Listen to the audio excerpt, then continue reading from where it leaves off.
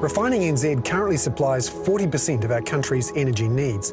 However, to meet the expected growth of energy demand, it is essential that a major expansion and replacement program is undertaken to ensure continuity of supply for New Zealand and the ongoing sustainability of the business.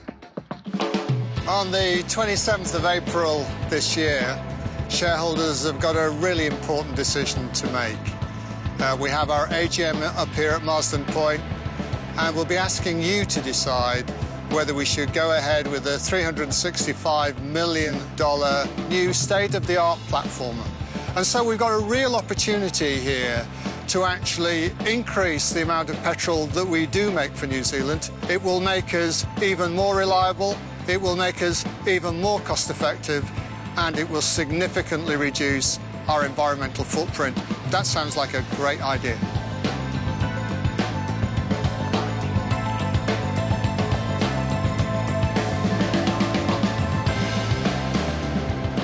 So Ken, explain for us what you're planning here with this expansion project.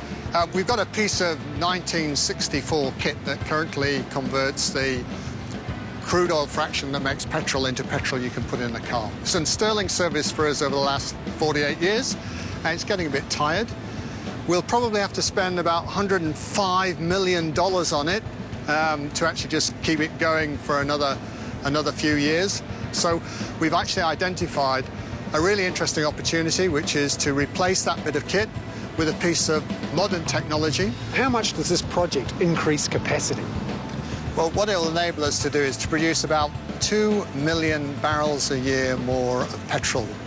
Petrol that is currently being imported, petrol that New Zealand needs. But what's in it for shareholders? That improved throughput that we'll give, that improved product lift that we'll do, that energy efficiency that we'll deliver, all flows through into increased processing fees. And that means higher profitability, and that flows through into greater dividends. And we've already seen the share price increase quite considerably as a result of this news hitting the market. Payback time on this project is within 4 years of startup. And so we're hoping to be debt-free, probably around 2020. And how are you going to fund it? We had a major expansion project, 2009, we brought it on stream. Over the last 2 years, we've been with reasonably healthy margins, great strategy, great operational control. We managed to pay off all that debt. So we're absolutely ready to look at the next best thing to do. What's in this for New Zealand, though? This refinery came into existence in the 1960s because there was great concern about the perilous state of oil supplies, and New Zealand was concerned about getting oil supplies if it didn't have a refinery. The second thing it was concerned about was those oil supplies that it was getting through imports were really high priced. Now that logic, that concern is still with us today. That having that flexibility to make oil products here in New Zealand is going to be even more critical as it was in 1960s. And what will this project be able to handle in terms of New Zealand-produced crude? Well, what this project will enable us to do is to process more of New Zealand's crude than we can do today. The ability to actually, if you like, use your own resources and translate them into the products that the nation needs could be a really, really big boon for the future. So what does this project do for greenhouse gas emissions? Well, this is probably one of the greatest greenhouse gas improvements that this refinery will ever put in place. We will improve not only our energy efficiency, we will actually reduce in absolute terms the amount of CO2 that this refinery produces by 120,000 tonnes a year. How much will this project actually increase capacity at Marsden Point? Well, we'll be able to process probably between 2 and 3 million barrels of crude more than we currently do.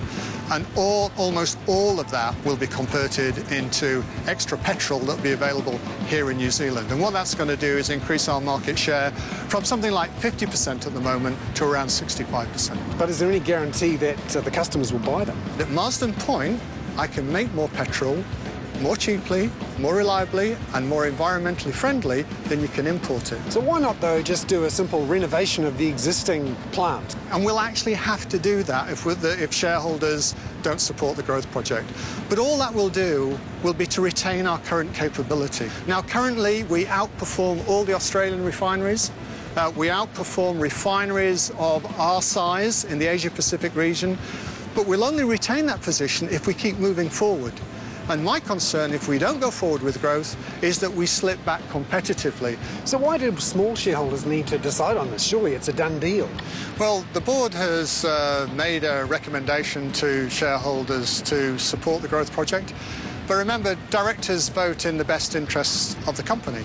When shareholders sit down, they vote in their own particular best interest. And for me, our ordinary shareholders are really important to me. They represent something like 17% of the company's value, and their voice needs to be heard. And if you had one line to explain to people why they needed to vote for it, what would it be?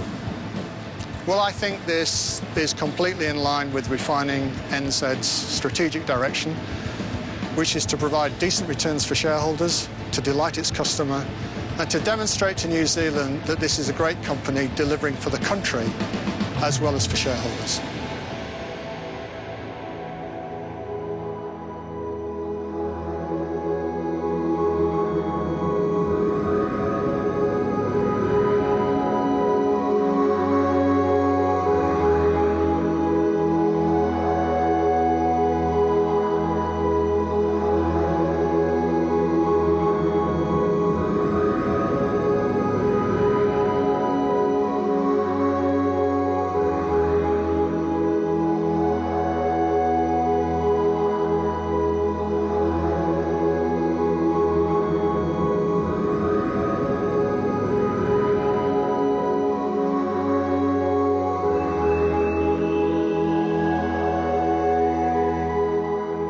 Refining NZ has demonstrated the long-term supply benefits and improvement in dividends from the CCR project.